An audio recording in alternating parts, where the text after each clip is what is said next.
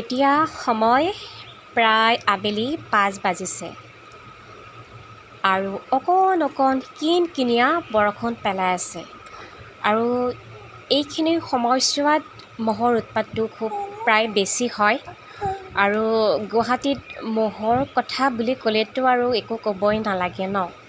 তথাপিতো আমাৰ এই প্লেচটো অন্য প্লেচতকৈ বহুতেই চাফ চিকুণ হয় আৰু ওচৰত তেনেকুৱা কোনো ধৰণৰ নলা বা ড্ৰেইন নাই আৰু সেইকাৰণে ইয়াত মহৰ উৎপাত বহুতেই কম দেখা পোৱা যায়।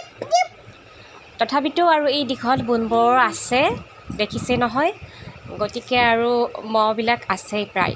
কিন্তু আমাৰ জোনাক লাভলীয়ে এই কিনকিনীয়া বৰষুণত এতিয়া মহৰ কামোৰ খাই তাত খেলি আছে। ইমান চিঞৰি মাতি আছোঁ, নাই কোনো ভ্ৰক্ষেপেই নাই মোৰ কথাত। সঁচাকৈ বহুত দুষ্ট দেই আমাৰ জোনাক লাভলী।